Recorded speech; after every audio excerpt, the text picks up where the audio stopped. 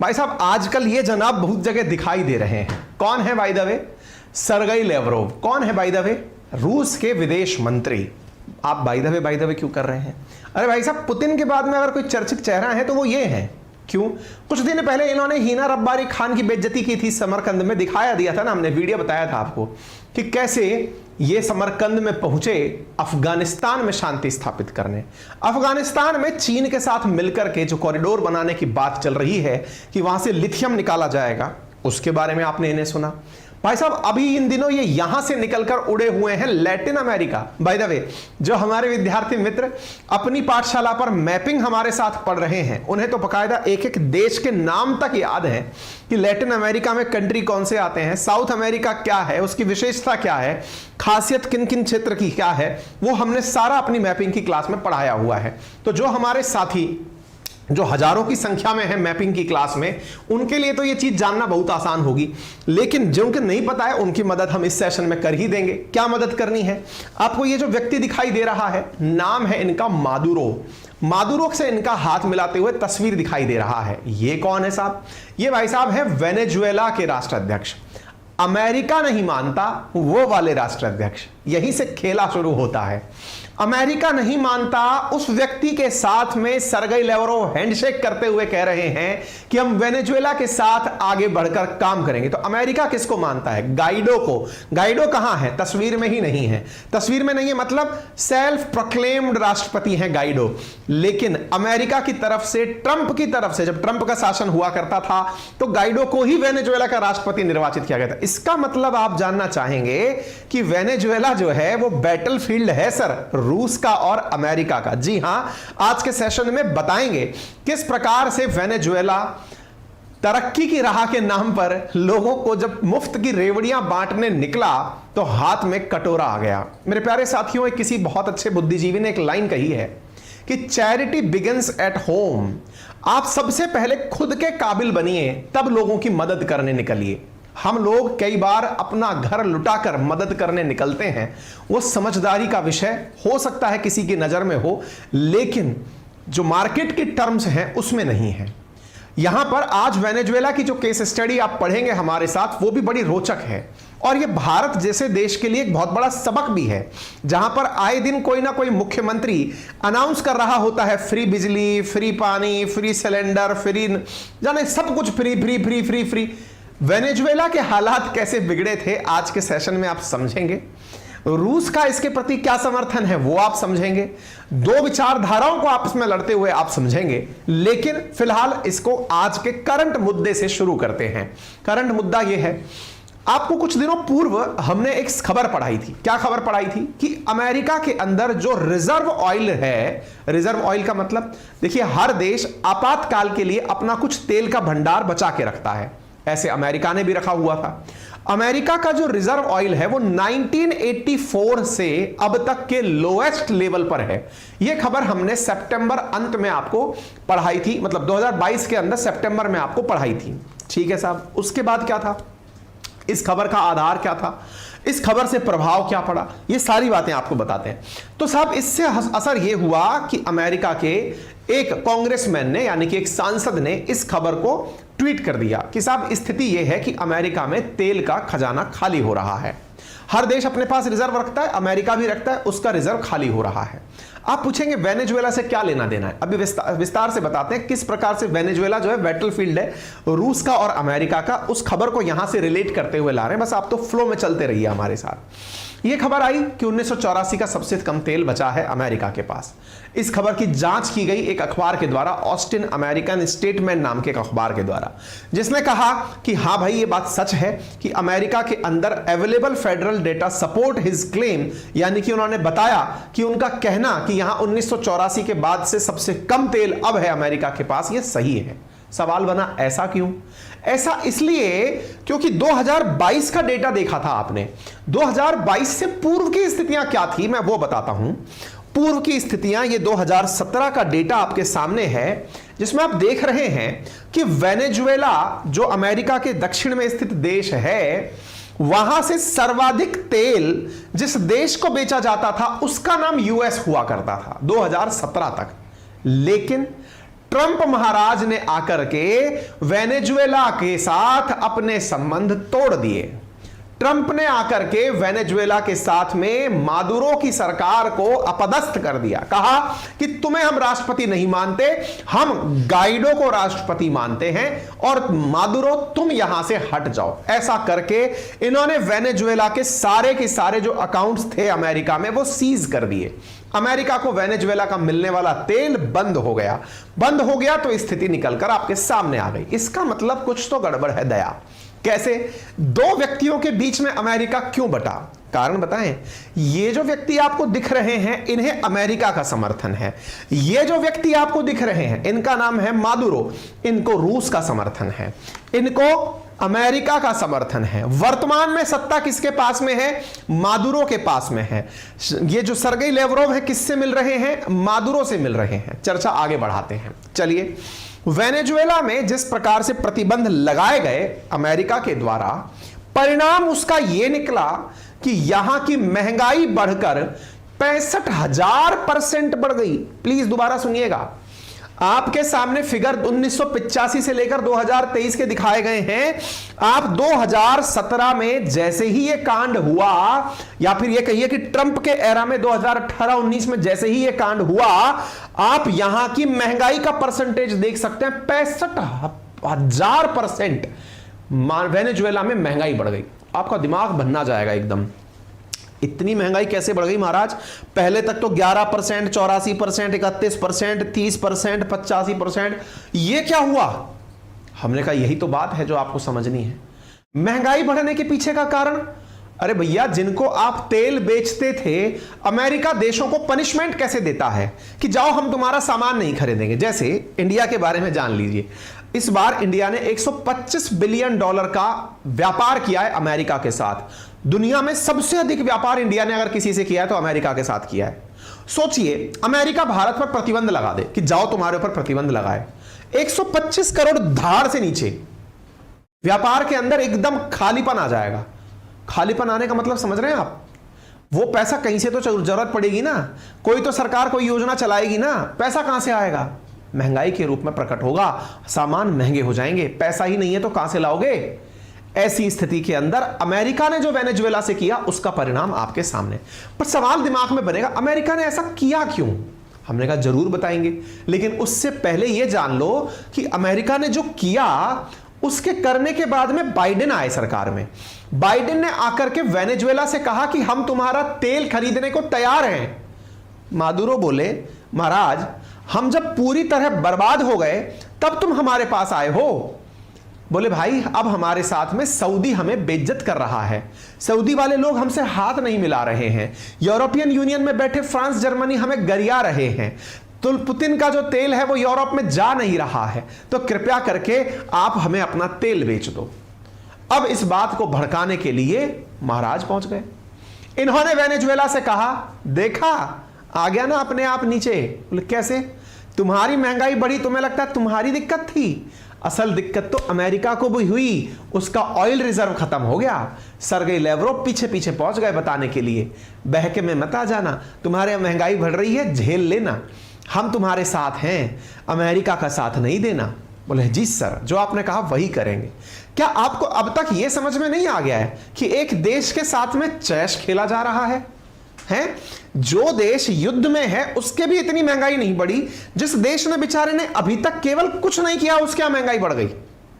Venezuela में इतनी महंगाई है कि कहते हैं कि सरकार ने वहां की करेंसी के पीछे की 6 जीरो हटाकर एक नई करेंसी निकाल दी। आप विचार करिए, आपके आज नोट होता है 100 का नोट, 1000 का नोट, आने वाले समय में सोचो लाख रुपए का नोट निकाला जाए, 10 लाख रुपए का नोट निकाला जाए, फिर बाद में 10 लाख के पीछे की एकदम 6 जीरो गायब, अब से एक नोट बन जाएगा। ऐसी स्थिति वेनेजुएला में हुई है, क्योंकि लोग जब लेकर जाते थे तो रद्दी के भाव ज्यादा होते थे बजाय नोट के। ऐसी स्थिति के अंदर वेनेजुएला के हालात कैसे बिगड़े, यह खबर जानने योग्य है। सरगेई लेवरोव पहुंच तो गए, एक देश जिसके साथ में चैश खेला जा रहा है, लेकिन इस बात को समझने के लिए विस्तार से आपको कहानी बताते हैं। जिन साथियों ने अब तक मैप पर वेनेजुएला ढूंढ लिया, बहुत अच्छी बात है। हमारे वर्ल्ड मैपिंग के विद्यार्थियों से अनुरोध है कि कमेंट बॉक्स में बता दें कि दुनिया में सबसे अधिक तेल वाला देश कौन सा है, और दूसरा वो तेल कौन सी झील के नीचे पाया जाता है, तब तक मैं लोगों को अन्य जानकारी दे देता हूं। मेरे प्यारे साथियों, आपके सामने ये रहा दक्षिण अमेरिका। दक्षिण अमेरिका उत्तर अमेरिका के दक्षिण में स्थित है, इसलिए दक्षिण अमेरिका कहलाता है। दूसरा, सदर्न कॉन्टिनेंट में स्थित है, इसलिए दक्षिण अमेरिका कहलाता है। सदर्न के साथ साथ अगर सदर्न हेमिस्फीयर में स्थित है, इसलिए इसको सदर्न वो कॉन्टिनेंट कहा गया है। यहां पर अगर आप देशों को देखें तो सदर्न अमेरिका में एक देश आपको यहां दिखाई पड़ रहा है जिसका नाम वेनेजुएला है। वेनेजुएला नामक जो ये देश है, ये देश बगल में स्थित है। किसके बगल में स्थित है? तो ये देश बगल में स्थित है कोलंबिया के। ये रहा आपका वेनेजुएला, ये रहा कोलंबिया। इधर की तरफ आपके सामने स्थित है फ्रेंच गुयाना, ये रहा गुयाना, ये रहा सूरीनाम, ये रहा फ्रेंच गुयाना। यहां पर इक्वाडोर है, यहां पर पेरू है, यहां पर चिली है, यहां पर अर्जेंटीना है, बोलीविया है, पराग्वे है, उरुग्वे है और ब्राजील है। इस प्रकार से दक्षिण अमेरिका खत्म हो जाता है।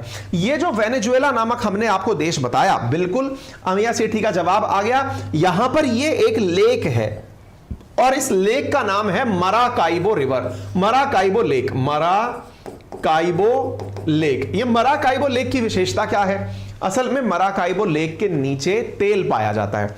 दुनिया का सबसे अधिक ज्ञात तेल का भंडार अगर किसी देश के पास है तो वो वेनेजुएला है। परेशानी क्या है, अब वो सुनते हैं। असल में इस झील के नीचे जो तेल पाया जाता है वो हैवी ऑयल है। हैवी ऑयल है का मतलब क्या है? भारी तेल है। भारी तेल की विशेषता यह है कि उसे रिफाइन करने के लिए उच्च स्तरीय मशीनों की जरूरत पड़ती है। वेनेजुएला में ऐसी मशीनें हैं नहीं कि हैवी ऑयल को वो रिफाइन कर लें, इसलिए उन्हें जरूरत पड़ती है प्राइवेट कंपनीज की। प्राइवेट कंपनीज का मतलब विदेशी कंपनीज की, क्योंकि इनके देश में तो संसाधन ही नहीं है। ऐसी स्थिति में या तो कोई विदेशी कंपनी आए या इनके देश का कोई ऐसा पैसे वाला आदमी हो जो रिफाइनरी लगाए, जैसे इंडिया में रिलायंस की रिफाइनरी लगी हुई है। यहां पर वेनेजुएला के अंदर जो रिफाइनरी लगी थी, उन रिफाइनरियों से इस हैवी ऑयल को रिफाइन करके दुनिया को बेचा जाता था। दुनिया के अन्य देशों को ऑयल रिफाइन करने के लिए यहां बुलाया भी जाता था। लेकिन फिलहाल स्थिति क्या है? फिलहाल स्थिति यहां की सरकार के द्वारा लिए गए निर्णयों से पैदा हुई स्थिति है। आप पूछेंगे सरकार ने ऐसा क्या निर्णय ले लिया? आज के सेशन में वही बताने वाला हूं। वेनेजुएला आफ्टर ऑल एक फेल देश कैसे बना? वेनेजुएला में हालात ऐसे कैसे बिगड़े कि लोग 3-3 लाख रुपए किलो के हिसाब से 1 किलो आलू खरीद के ला रहे थे। यह जानकारी आपको वेनेजुएला में आज के सेशन में जानकार हो जाएगी। चलिए थोड़ा आगे बढ़ते हैं। फिलहाल इतना जान लीजिए, ministry of foreign affairs Russia की तरफ से खबर है कि सर्गेई लेवरोव से मिलने के लिए मादुरो से गए हुए हैं। तस्वीरें आपके सामने जारी की गई हैं। अब मैं आपको थोड़ा सा बताता हूं कि क्या कहानी है लैटिन अमेरिका की। आइए साथियों, वेनेजुएला लैटिन अमेरिकी देश है। तेल के बूते इसको अगाध संपन्नता मिली, लेकिन यहां आज लोग भूख से मरने के लिए, मतलब एक तरह से समझिए भूख की नौबत में ही गुजर रहे हैं। ऐसी कारण क्या है, क्या कहानी है, आपको मैं बताता हूं। मैंने अभी हाल आपसे क्या कहा था? भारत के अंदर बहुत सारे राजनेता क्या प्रयास करते हैं कि जनता को ज्यादा से ज्यादा चीजें मुफ्त में दे दो। जिसने ज्यादा मुफ्त में दे दिया, जनता उसी को सरकार में लेकर आएगी। अब ये एक विचारधारा सी बन गई है हर चीज में, और अगर कोई गलत बोल दे उसके खिलाफ तो फिर वो जनता विरोधी कहलाता है। उदाहरण के लिए मैं आपको कुछ चीजें समझाता हूं और इस बात को थोड़ा समझने का प्रयास कीजिएगा। मतलब बजाय इसके कि आप इसे किसी पॉलिटिकल विचारधारा से जोड़ें, आप केवल इसे समझिएगा दुनिया की विचारधारा में। अपने देश में कुछ अनोखा नहीं हो रहा है। जो हो रहा है दुनिया में उससे पहले कोई कर चुका है या उसके आधार पर कोई फेल भी हो चुका है। आइए मैं आपको बताता हूं। देखो क्या है, एक विचारधारा हम सबके मन में क्या रहती है कि भाई पैसे वाले के पास पैसा है, गरीब के पास तो पैसा नहीं है। बोले हां। पैसे के पास पैसा आता है, गरीब के पास तो पैसा आता ही नहीं है। बोले हां। तो क्यों ना ऐसा कर दिया जाए कि पैसे वाले से पूछा जाए तेरे पास पैसा कहां से आया? पैसे वाला कहेगा मैंने बिजनेस किया। बिजनेस किया तो तूने हमसे ही था बिजनेस। बोले हां। तो ये पैसा तेरा नहीं हमारा है। वाह। अब पैसा तुम्हारा नहीं हमारा है, यह बात जब बोल दी जाती है तो इससे क्या परिणाम निकलता है? इससे मन में यह भाव उत्पन्न होता है कि ये जो बड़े बड़े घरों वाले लोग हैं, बड़ी बड़ी इंडस्ट्रीज के जो मालिक बैठे हुए हैं, असल में इन्होंने हमारा शोषण किया है। अच्छा, ये बात किसी के दिमाग में भरना बहुत आसान है, 15 मिनट लगेगी, कितने भी बड़ी संख्या में लोग खड़े हो, यदि आप उन्हें यह समझाने की कोशिश करें क्या कि देखो तुम गरीब कैसे बने। जनता को भड़काने के लिए यह प्रवचन सबसे आसान प्रवचन है। आपको यह समझाना पड़ जाए कि वो व्यक्ति मेहनत करके कैसे अमीर बना, तो आपको झाग आ जाएंगे, क्योंकि आपको यह समझाने में दिक्कत यह हो जाएगी कि उसका कंपटीशन किन से था, उसने किन तरह से लोगों के सामने बढ़कर कार्य किया, कैसे उसने इतने सारे लोगों के बीच में से निकलकर, आज देश के अंदर जितनी भी यूनिकॉर्न चल रही हैं, पढ़ाने के लिए तो ना जाने कितने लोग ऑनलाइन पढ़ा रहे हैं, लेकिन यूनिकॉर्न कंपनी तो कुछ एक ही बनी है। क्या हम ये कह दें कि साहब नहीं, वो जो अमीर बना है ना, वो हमसे चूस करके बना है, हमारा खून चूस लिया उसने? अजी जनाब, उसकी भी कुछ पोटेंशियल रही होंगी जिस वजह से वो इतना बड़ा आदमी बना। कोई सा भी फील्ड उठाकर देख लो, आज एडटेक के अंदर ऑनलाइन तो बहुत सारे टीचर पढ़ा रहे हैं, लेकिन कुछ टीचरों ने अपनी कंपनियों को यूनिकॉर्न में कन्वर्ट कर लिया। कैसे कर लिया भाई? कुछ तो उनके अंदर टैलेंट एक्स्ट्रा रहा होगा ना। आप कह दो कि नहीं साहब, इसके पास भी इक्वल अपॉर्चुनिटी थी, तो उसने एक्स्ट्रा मेहनत की ना भाई, उसने कुछ तो दिमाग लगाया ना, कुछ तो उसने रिस्क लिया ना, कुछ तो नींदें उसने अपनी खोई ना। हम लोग अक्सर जो टैलेंटेड लोग होते हैं उनकी इन चीजों को नजरअंदाज कर देते हैं कि नहीं नहीं किस्मत साथ थी उसकी, नहीं साहब कोरोना आ गया था साहब इसलिए ऐसा हुआ। चलिए खैर, ये हमारा अपना तजुर्बा हो सकता है, अपना तरीका हो सकता है, क्योंकि हम खुश भी रहना चाहते हैं अपने हिसाब से, अपनी सोच के साथ। कोई नहीं, अब मैं आपको अमेरिका वर्सेस यूएसएसआर पर लेकर चलता हूं, फिर मैं वेनेजुएला पर आपको लैंड करूंगा। हालांकि थोड़ा सा डिबेट लंबा होगा, लेकिन इसे समझना जरूरी है, इसलिए मैं इस पर टिक रहा हूं। अमेरिका जिस विचारधारा को मानता है वो ये है कि जो भी ऐसा व्यक्ति है जिसको लगता है कि उसमें टैलेंट है, उसे मौका मिलना चाहिए। जितना आसानी से उसे मौका मिले वो व्यक्ति उतना ज्यादा ग्रो करेगा। जितना आसानी से मतलब जितना एज ऑफ डूइंग बिजनेस होगा, वो व्यक्ति उतना तेजी से ऊपर निकल कर आएगा। ये अमेरिका मानता है। इसी कारण से वहां पर लेजेस फेरे, वहां पर इस प्रकार की व्यवस्था है कि व्यक्तियों को अगर पूंजी कमानी है तो उसकी सुविधाएं दो कि वो कमाएं, पूंजी छीनने के प्रयास मत करो। टैक्सेशन आपका पार्ट हो सकता है। अच्छा, इस व्यवस्था को आप लोग कैपिटलिस्ट व्यवस्था कहते हैं, पूंजीवादी व्यवस्था कहते हैं। आप में से कुछ लोग कहेंगे इसका मतलब सर ये हुआ कि आप पूंजीवादी व्यक्ति हो। अभी मुझे जज करने से पहले केवल सेशन सुनना, फिर मैं आपको भी जज करूंगा, मुझे भी जज करूंगा, सबको हम जज करेंगे, ठीक है। चलिए, तो एक तो हुई पूंजीवादी व्यवस्था, जिसका अर्थ हुआ कि भाई जो पैसे वाला है वो और पैसे वाला बन सकता है, अगर टैलेंट है तो सरकार उसकी मदद और करेगी। जैसे इंडिया में इन दिनों हो रहा है। क्या हो रहा है? आपको लगता है आपके पास टैलेंट है यूनिकॉर्न बनने का, आपको लगता है आपके आइडिया में दम है, तो आपके स्टार्टअप को सरकार फैसिलिटेट करेगी, आपके आइडिया को सरकार अपने द्वारा ग्रो करने का मौका देगी। स्टार्टअप पॉलिसी लाई गई है, मतलब अगर टैलेंट है तो निकल कर आगे आओ, ठीक है। यह पूंजीवादी विचारधारा है। दूसरी विचारधारा साम्यवादी विचारधारा।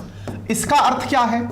असल में इसको सामान्य भाषा में अगर समझा जाए, हालांकि इसमें काफी सारी आइडियोलॉजी हैं, अलग अलग विचारों के अलग अलग मत हैं, लेकिन एक जर्नलाइज मत अगर समझा जाए कि दुनिया क्या विचार मानकर इसको समझे आसान तरीके से, तो यह समझ लो कि दुनिया में सर्वहारा वर्ग का शासन हो, यानी जो सामान्य नागरिक है उसी का ही सभी संसाधनों पर हक होना चाहिए। जैसे इंडिया के केस में कहते हैं कि इंडिया दुनिया की 5वीं बड़ी इकोनॉमी है, लेकिन प्रति व्यक्ति आय पर अगर देखा जाए तो दुनिया में 122वें स्थान पर आती है। इसका मतलब यह हुआ कि भारत का जो अधिकांश धन है वो कुछ मुट्ठी भर लोगों के हाथ में है, बाकी लोगों के पास केवल 2 वक्त का भोजन भी उपलब्ध नहीं है। इसलिए हंगर इंडेक्स में हम 107वें नंबर पर आते हैं। जब यह बात सुनने में आए कि दुनिया में 5वीं बड़ी इकोनॉमी भारत है, इसका मतलब भारत के पास में बड़ी इकोनॉमी है। मान लो 3.1 ट्रिलियन डॉलर की हमारे पास इकोनॉमी है, लेकिन उस इकोनॉमी में जो रोल है, ऑक्सफैम की रिपोर्ट भी निकाल कर देख लो तो आधा धन तो हमारे 1% लोगों के पास ही है। इसका मतलब पैसा बराबर डिस्ट्रीब्यूटेड नहीं है, असमानता अमीर और गरीब में बहुत अधिक है। इसलिए एक जो सीधी सी लाइन, मैंने कहा ना 15 मिनट में यह बात समझाई जा सकती है कि शासन आपका होना चाहिए। वो क्या कि भाई साहब इतनी बड़ी आबादी, अब तो दुनिया की सबसे अधिक आबादी हमारी हो चुकी है, 142 बिलियन लोग हो चुके हैं हम लोग, 1.43 बिलियन लोग हो चुके हैं। ऐसी स्थिति में हमें कोई यह समझा दे कि बेटा सुनो, ये संसाधन सब तुम्हारे हैं, ये नदी, तालाब, पहाड़, ये जितने भी माइंस दिख रही हैं, ये जितनी भी होटल दिख रही हैं, जितनी भी फैक्ट्री दिख रही हैं, ये सब तुम्हारी हैं, ये किसी प्राइवेट आदमी की नहीं है। कौन अंबानी, कौन अडानी, कौन महिंद्रा, कौन टाटा, कौन बिरला, कोई नहीं, केवल तुम लोग हो। यदि कोई हमको यह समझा दे तो फिर यह होगा कि साहब इनको अपने कब्जे में लिया जाए। कब्जे में कैसे लिया जाए? क्या भीड़ दीवारें कूद करके उन फैक्ट्रियों में घुस जाए क्या? नहीं साहब। तो फिर क्या करें? तो फिर एक काम करते हैं, भीड़ का रिप्रेजेंटेटिव किसी को बनाते हैं। भीड़ का रिप्रेजेंटेटिव कौन हुई? सरकार बनाते हैं। वो सरकार किसकी सरकार होगी? गरीबों की सरकार होगी। किसी भी देश में सबसे ज्यादा लोग कौन होते हैं? गरीब लोग होते हैं। इसलिए सरकार किन लोगों की बन गई? गरीबों की सरकार बन गई। गरीबों से मतलब जो कि तुलनात्मक रूप से औरों के कंपैरिजन में कब धन रखते हैं। चलिए साहब, अगर सरकार गरीबों की बन गई तो किसका ध्यान रखेगी? गरीबों का ध्यान रखेगी। तो क्या करे फिर सरकार? सरकार यह करे कि यहां जितनी भी फैक्ट्रीज हैं, चाहे वो टाटा, बिरला, अंबानी, अडानी, किसी की भी फैक्ट्री है, उनको सरकारी कंपनी में तब्दील कर दे। सबसे पहला काम जो किया जाए वो ये हो कि जब कोई पैसा किसी व्यक्ति के पास ना होकर सरकार के पास होगा तो सोचो कितना अच्छा होगा, क्योंकि सरकार तो गरीबों की है। आम आदमी के पास में अगर हमको कोई यह कहता हुआ मिलता है कि 3.1 ट्रिलियन की इकोनॉमी है हमारे देश में, 122वें नंबर पर प्रति व्यक्ति आय आते हैं, लेकिन जब सरकार के पास ही सारी संपत्ति होगी तो सरकार तो जनता को ही लुटाएगी। यानी जनता के हाथ में शासन दे दो, सरकार तो जनता की है ना, जनता के हाथ में शासन दे दो, सरकारी कंपनी बना दो, प्राइवेट कंपनियां बंद, साम्यवादी विचारधारा, सब कुछ सरकारी कर दो। आप पूछेंगे इससे क्या फायदा हुआ? अरे बहुत जबरदस्त फायदा हुआ भाई साहब। इस विचारधारा पर चल करके यूएसएसआर एक समय पर बहुत बड़ा देश बन गया। इस विचारधारा पर चल करके यूएसए बहुत बड़ा देश बन गया। कैसे? सरकार के द्वारा जनता को बड़ी मात्रा में समर्थन दिया गया। हर व्यक्ति को लगा कि मेरा समय आ गया है और मैं भी अब पैसे वाला हो गया हूं। हर व्यक्ति फुल एफिशिएंसी के साथ खुश हो गया। देश के अंदर हैप्पीनेस इंडेक्स बढ़ गया, पैसा समान रूप से वितरित होने लगा। दुनिया में एक मॉडल चल पड़ा और वो मॉडल ऐसा हुआ कि वाह भाई वाह, क्या विचारधारा है। यानी सरकारी कर दो प्राइवेट कंपनियों को, जनता के हाथ में शासन माना जाएगा और इससे जो आनंद की प्राप्ति होगी वो ये है कि जनता स्वतः ही फुल मोटिवेशन में काम करेगी। चलो बहुत अच्छी बात है। इधर आते हैं साथियों, यूएसए की तरफ से चल रहा था पूंजीवाद। इन दोनों विचारधाराओं में हुई लड़ाई शुरू। लड़ाई कैसे शुरू हुई? समय सबका हिसाब करता है साहब। साम्यवादी विचारधारा का कमजोरी निकलकर आने लगी। कैसे? अब जो सरकार में बैठे लोग थे, जो जनता ने चुने थे, वो अपने आप में नए पैसे वाले लोग बनने लग गए। नए पैसे वाले से मतलब सरकार में बैठे हुए लोग बात गरीब की कर रहे हैं, लेकिन लुई विटो का बैग लेकर चल रहे हैं। या अगर आपको याद हो तो एक टीएमसी की सांसद हाल ही में संसद भवन में अपने इंडिया में भी देखी गई थी। गरीबी के ऊपर कुछ भाषण चल रहा था और मैडम ने एक पर्स लुइस विटो का लिया हुआ था जो कम से कम 5-6 लाख रुपए का पर्स था, ठीक है ना। और वो उन्होंने कैमरे के सामने खट से छुपा लिया, कहीं ऐसा ना हो कि वो ट्रोल हो जाए, लेकिन लोगों को दिख गया। यानी बात गरीबी की करूंगा लेकिन खुद गरीब नहीं रहूंगा। जब यह विचारधारा प्रमोट होने लगी तो गरीबों को लगा कि भाई साहब हमारे साथ तो चीटिंग हो गई। अब चीटिंग हो गई तो करोगे क्या? सरकार तो बनाने वाले लोग सीख गए सरकार कैसे बनाते हैं। आजकल भी देख लीजिए ना, आज में आपको ऐसा लगे कि आपको एक दिन राजनेता बनना है, आप बन जाएंगे क्या? नहीं भाई, बहुत कठिन परिश्रम करके आप पार्षद तक पहुंच पाएंगे। कारण क्या है ना जी, क्योंकि अब सरकारें भी कुछ लिमिटेड पार्टियों के पास में हो गई हैं। वही पार्टी देश का निर्माण कर रही हैं, वही देश के डिसीजन ले रही हैं, उनके पास इतने संसाधन हो गए हैं, पूरा सिस्टम हो गया है। नई पार्टी का एग्जिस्टेंस या नए व्यक्ति का एग्जिस्टेंस नेक्स्ट टू इम्पॉसिबल हो गया, अनटिल अनलेस कुछ मिरेकल ना हो जाए। अच्छा, आगे चलते हैं साहब। ऐसी स्थिति में जब सरकार और गरीब की परिभाषा तय होने लगी तो साहब बेचारा जो आदमी यहां पर गया उसने कहा मैं मेहनत क्यों करूं? बोले क्यों? क्योंकि जब लाभ सरकार ही ले रही है, मुझे तो कुछ मिल नहीं रहा, मैं मेहनत क्यों करूं? जो हमारे यहां सरकारी नौकरियों में होता है।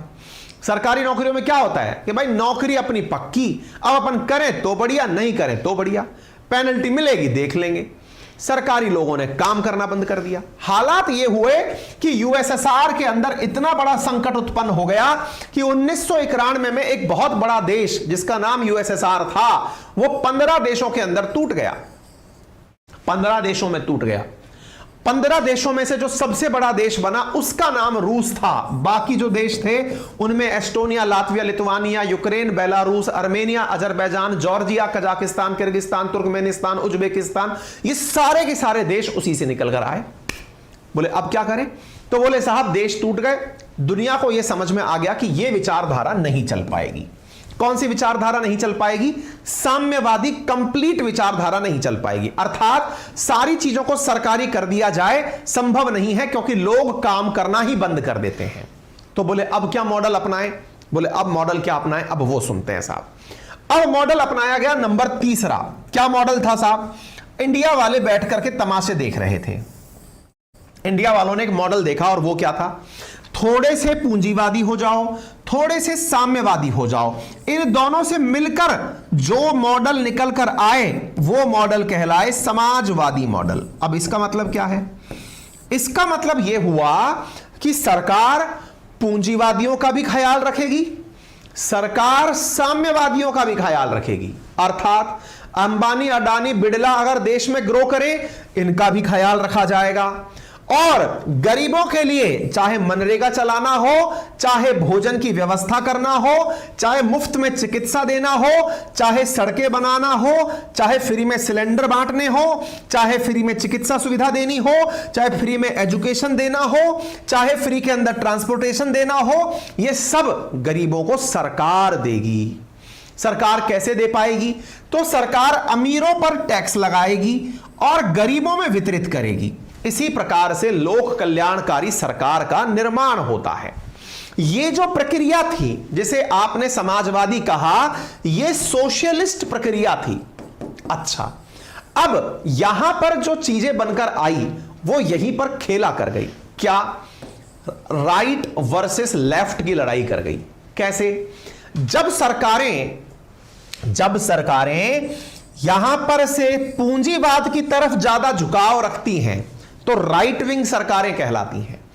पूंजीवाद की तरफ विश्वास रखने वाली सरकारों को थोड़ा एक्सट्रीमिस्ट में भी विश्वास रखने वाली सरकार कहा जाता है कि ये अतिवाद में विश्वास रखती हैं। और जब सरकारें गरीबों की तरफ ज्यादा झुकाव रखती हैं तो कम्युनिस्ट सरकारें कहलाती हैं, अल्ट्रा सोशलिस्ट सरकारें कहलाती हैं। सरकारों के बारे में यह डिसाइड करना कि वो कौन सी सरकार है, यह बहुत मुश्किल काम होता है।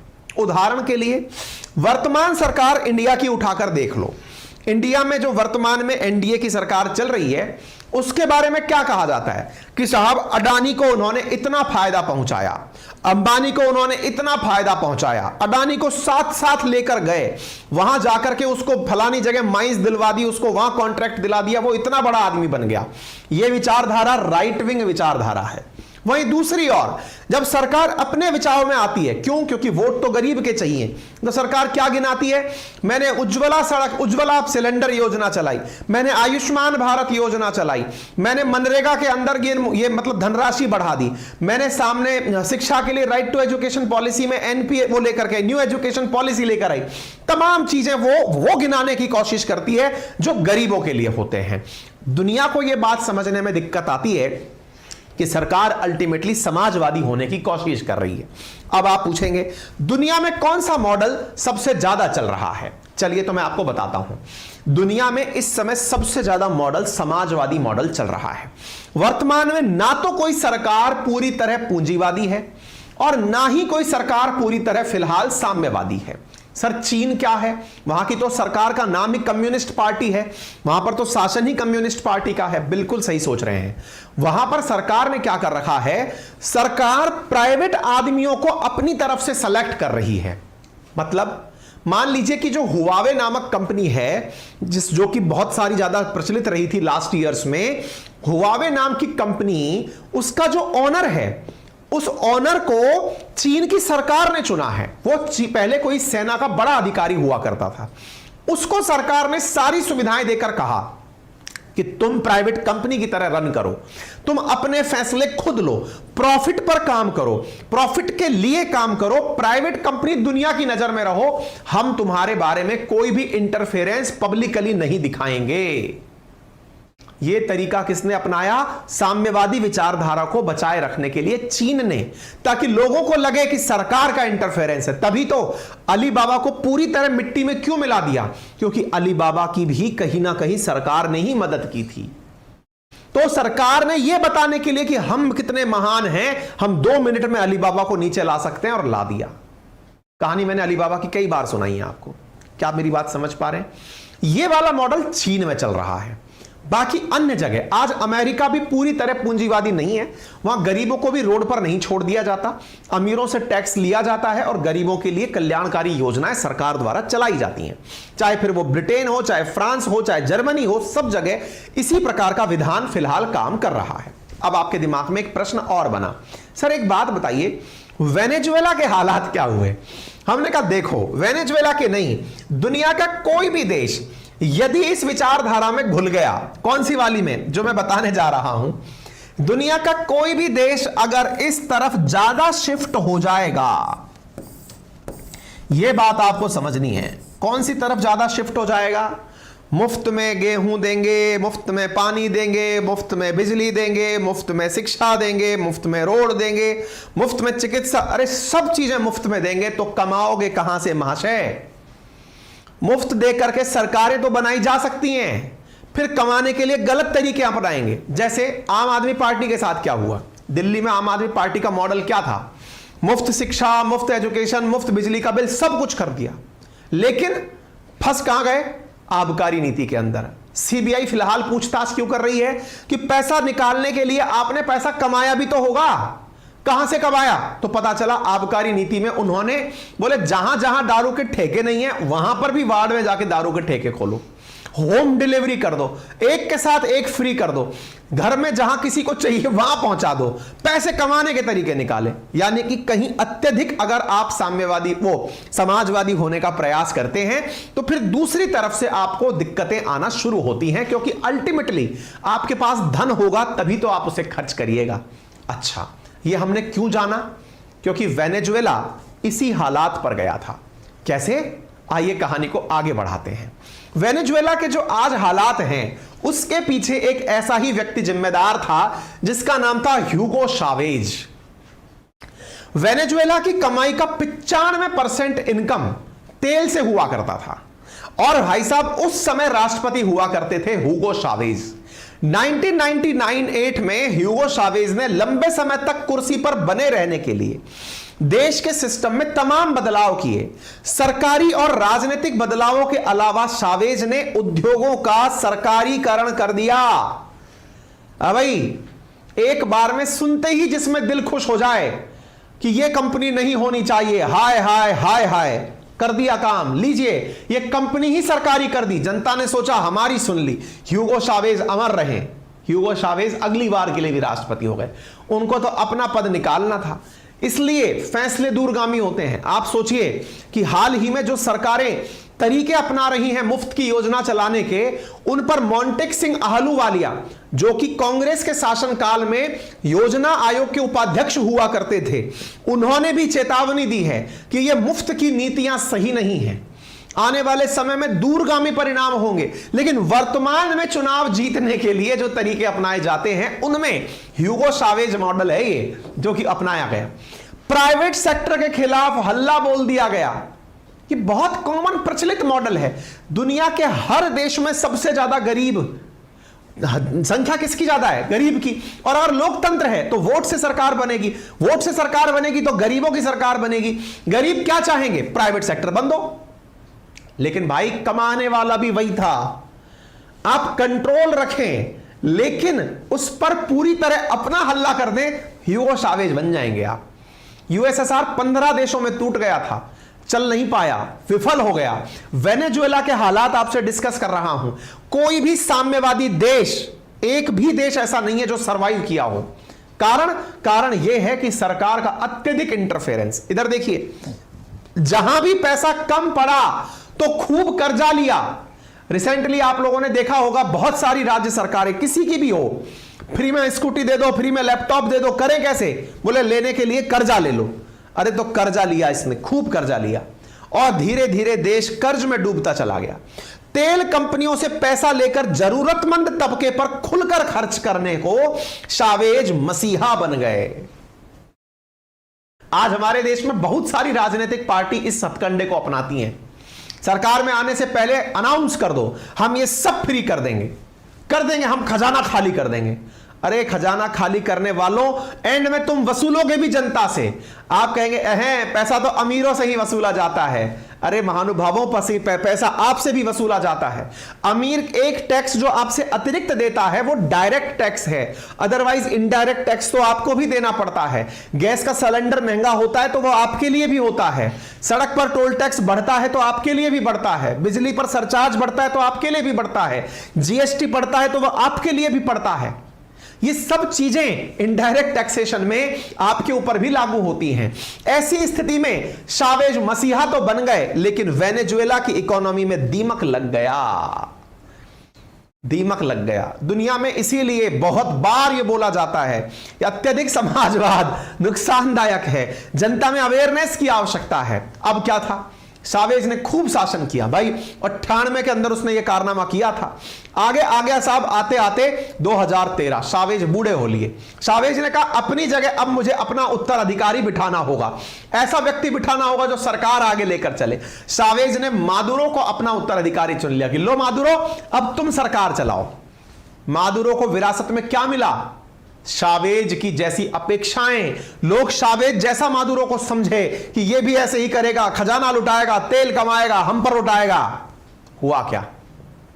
इतना भारी भरकम कर्ज था कि उसकी पूरी पॉलिटिक्स चरमरा गई और रहा सहा कसर तेल ने पूरा कर दिया। जिसको बेचकर ये पैसे कमाते थे वो दुनिया में सस्ता होने लग गया। जब वो सस्ता होने लग गया, इनकी इनकम घटने लग गई। अब दुनिया पर लुटाएं क्या, तो गरीबी बढ़ गई। अब क्या करें? मादुरो ने अपनी करेंसी की कीमत गिरा दी। आप में से कुछ लोग कहते हैं ना, सर पैसा नहीं है तो क्या करें, सरकार नोट छाप क्यों नहीं लेती, सरकार के पास तो खुद के नोट है। अरे नोट छापने से क्या होगा? आपके पास में जब सामान नहीं है, आप कॉमन सेंस लगाइए, नोट को साइड में हटाइए। आपके पास 1 किलो आलू है, अब चाहे जेब में 100 रुपए हैं या आपके पास 100 के 1000 नोट हैं, कुल मिलाकर जब 1 किलो ही आलू उत्पादित हुआ है तो उसे आप 100 रुपए से खरीदिए या 100 के 1 लाख नोटों से खरीदिए। माल तो सीमित है, देश को बड़ा बनाना है तो पहले उत्पादन को बड़ा बनाना पड़ेगा, आपके देश की जीडीपी को बड़ा बनाना पड़ेगा। ग्रॉस डोमेस्टिक प्रोडक्शन में गुड्स एंड सर्विसेज की वैल्यू इंक्रीज करनी होगी। करेंसी की वैल्यू इंक्रीज करने से या डिक्रीज करने से कुछ नहीं होगा। मादुरो ने दूसरा चाल भी वही चली, जनता के लिए खूब नोट छाप दो, ऐश करो। फिर बच गए। मादुरो ने इस कदम से किसी का भला नहीं हुआ, लेकिन महंगाई जरूर बढ़ गई। जो पहले सामान 100 रुपए का मिलता था अब वो 1000 का होने लग गया। आगे चलते हैं साथियों, अब उसके पेट पर भी लात पड़ने लग गई। यहां देश का आर्थिक और राजनीतिक बंटाधार होने लग गया। वेनेजुएला के साथ फिर क्या हुआ किस्सा, ये लर्निंग लेसन है। हालांकि इस बात को समझने वाले लोग जानबूझकर, अब जैसे मान लो कल को कोई मुझे कहे कि सर आपको सीएम बना दिया जाएगा, क्या करेंगे आप? मगर सबसे शॉर्टकट तरीका ढूंढो, क्या है? बोले बताओ क्या है? जनता से कह दो तुम में से किसी को कमाने की जरूरत नहीं है, घर बैठो, पैसे मैं भेजूंगा, किसी चीज पे पैसे खर्च करने की जरूरत नहीं है। भाई साहब घर से पिकअप एंड ड्रॉप की फैसिलिटी दूंगा। आप जहां जाएंगे, काम पे जाना है जाइए, नहीं जाना है मत जाओ ना।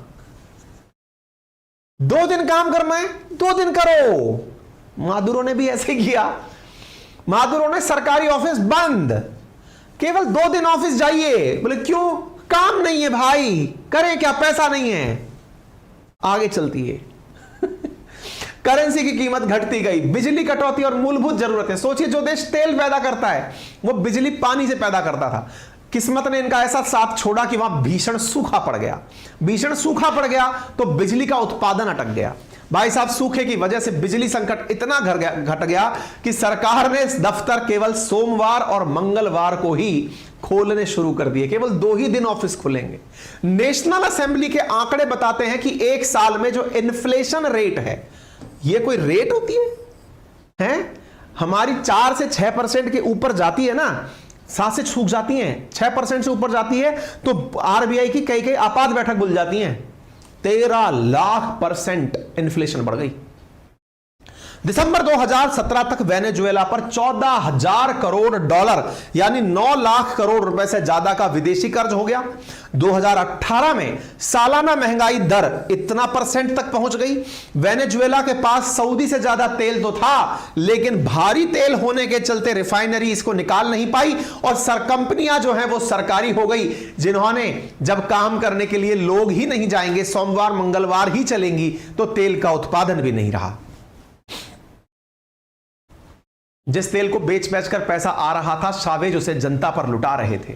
लोग इसे शावेज की सोशलिस्ट पॉलिसी कहते थे कि साहब ये बना तो ली आपने, लेकिन ये भयंकर खतरा है। किसी को समझ नहीं आता। विनाश काले विपरीत बुद्धि। अक्सर वो लोग बुरे लगते हैं जो आपसे कहते हैं कि मेहनत करिए, वो लोग बहुत बुरे लगते हैं, वो सरकारें बहुत बुरी लगती हैं जो आपसे रोजगार की कहें कि बेटा तुम कुछ कमाओ। अच्छा तो हमें क्या लगता है, बेरोजगारी भत्ता मिले, हमें वो अच्छा लगता है। हमें अच्छा क्या लगता है कि हमारा सब फ्री हो जाए। अरे थोड़े बहुत पढ़ लिखने के बाद ये तो समझ लो कि जब सब फ्री होगा तो पैसा आएगा कहां से। बिजली जा चुकी है, 2 मिनट में सब बंद होने वाला है। इन्वर्टर की कैपेसिटी इतनी सी ही है, सेशन हो सकता है बीच में ही रोकना पड़ जाए। मैं खट से खत्म कर रहा हूं, 2 मिनट में खत्म हो जाए तो अच्छा है। हालात इतने बिगड़ गए कि यहां की जो करेंसी है बॉलीवर, औरतें अपने बाल बेचकर पैसे इकट्ठे करने लगी। 2014 तक 70 लाख लोग देश छोड़कर चले गए। 2014 से अब तक पेट्रोल की कीमतें इतनी ज्यादा बढ़ गई, हालात बहुत ज्यादा बिगड़ने लगे। वेनेजुएला ने अपनी नई करेंसी अनाउंस करी जिसका नाम था सॉवरेन बॉलीवर। सॉवरेन बॉलीवर के अंदर इन्होंने 6 जीरो हटा दी बॉलीवर के पीछे की और एक नया बॉलीवर निकाल दिया, 1 मिलियन का बॉलीवर निकाल दिया। 2019 में चुनाव होते हैं। मादुरो और आई क्या बच गए। कल पता है क्या हुआ था, कल आ रहे ने क्यों नहीं हुआ, कई लोग बहुत सारा पूछने लग रहे हैं ना। हमारे साथ क्या हुआ, इन्वर्टर फिर से हमारी मज्जे ले लिया।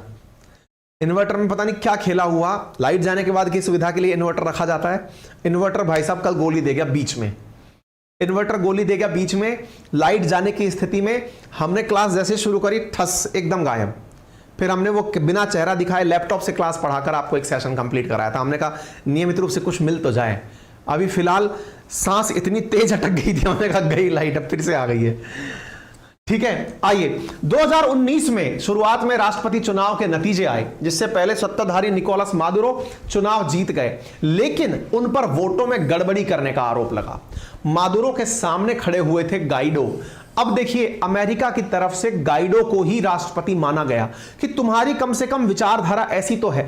आपको एक सवाल दिमाग में बड़ा आता होगा, देखिए अमेरिका से लाख नफरत करो, कितनी नफरत करनी है कर लो, लेकिन एक चीज अमेरिका के बारे में अच्छा जान लो, और वो ये है कि भाई वो आपकी भी भलाई सोच रहा होता है कि यार तुम अगर गरीब रहोगे ना तो भी हमारे लिए संकट है। आतंकवादी बन के हमारे यहां आओगे, विस्थापित बन के हमारे यहां आओगे, शरणार्थी बन के हमारे यहां आओगे, इससे बेहतर है खुद के भले पर काम करो। और वो जो खुद पर भले के लिए काम करने वाला काम है ना, अमेरिका ने वेनेजुएला के लिए कहा कि भाई मैं गाइडो को ही अपना राष्ट्रपति मानूंगा। लेकिन इस बीच में कौन आ गया, रूस बीच में आ गया। रूस बोला मादुरो से हटना नहीं है तुमको पीछे, तुम पीछे नहीं जाओगे। बोले क्यों महाराज, बोले तुम हट गए साम्यवाद का क्या होगा, साम्यवाद तो तुम ही बताओगे। डोनाल्ड ट्रंप ने गाइडो को राष्ट्रपति स्वीकार कर लिया। इधर मादुरो जो है वो कहते हैं कि नहीं साहब मैं ही राष्ट्रपति हूं। इन दोनों की लड़ाई में अमेरिका ने कहा सुनो, थोड़ा बहुत तेल तुम्हारा जो हम लेते थे अब हम वो भी नहीं लेंगे। अमेरिका ने मादुरो के खिलाफ यूएनएससी के अंदर प्रस्ताव पारित किया तो वहां पर रशिया और चाइना आकर के इसको वीटो कर दिए कि नहीं सर, नॉट अलाउड। मादुरो राष्ट्रपति रहेंगे, गाइडो राष्ट्रपति नहीं बनेंगे। वेनेजुएला के नाम पर लोग लड़ाई करने लग रहे थे। अभी जो ये आप तस्वीर देख रहे हैं ये मादुरो को समर्थन देने के लिए पहुंचे गए सरगई लेवरोव की है, जिन्होंने हाल ही में अमेरिका को तेल देने का मन बनाया था। ये पहुंच गए, नहीं बेटे तुम जैसे हो वैसे अच्छे हो, तुम ही हो साम्यवाद की आखिरी मिसाल, तुम ही हो जो उस मशाल को लेकर चल रहे हो, जो कहोगे दुनिया से कि देखो हमने जनता के लिए बड़ा किया था। अटक गए बेचारे। खैर तस्वीरें बयान कर रही हैं, होगा क्या वो आपको पता है? आप कहेंगे सर आपने इसका मतलब सीधा सीधा आज तो साम्यवाद का मजा ले लिया। हमने कहा भाई हमने मजा किसी का नहीं लिया, हमने सच्चाई से साक्षात्कार कराया है। इतना पुराना दुनिया का अनुभव है, किसी भी अर्थशास्त्री को बुला के पूछ लेना कि क्या, हम तो अर्थशास्त्री नहीं है, हम तो किसी का पढ़कर ज्ञान देने वाले लोग हैं, विद्यार्थी है ना हम तो भाई, आप ही की तरह हम विद्यार्थी हैं। टीचर होता क्या है, वो एक टीचर एक स्टूडेंट ही होता है, वो भी पढ़ पढ़ा के ज्ञान दे रहा होता है। हाँ थोड़ा हो सकता है आपसे थोड़े दिन ज्यादा पढ़ाई कर ली हो, एटमैक्स ये हो सकता है, ठीक है। अब स्थितियां ये हैं कि वेनेजुएला के साथ जो संकट उत्पन्न हुआ है वो आपके सामने है। वेनेजुएला में संकट क्यों उत्पन्न हुआ है वो भी आपके सामने है। स्थितियां आपके समझ में आ जाएं तो बढ़िया है। बाकी वेनेजुएला को रशिया अपनी तरफ से समर्थन देते हुए कह रहा है कि देखो हम तुम्हें अपने उसमें जोड़ेंगे, पेमेंट सिस्टम में जोड़ेंगे। बोले हाँ सर हमें भी स्विफ्ट से बाहर निकाल रखा है, तो रूस कह रहा है हमें भी निकाल रखा है। देखो इंटेलिजेंटली अगर आप बात करो ना तो रूस जो है ना वो पूरी तरह साम्यवाद को छोड़ दिया। रूस में अब कोई साम्यवाद की बात नहीं करता है। रूस पूरी तरह कैपिटलिस्ट कंट्री है, पता है आपको। वहां पर जो भी चीजें हो रही हैं वो बिल्कुल उस मॉडल पर हो रही हैं कि सरकार का प्राइवेट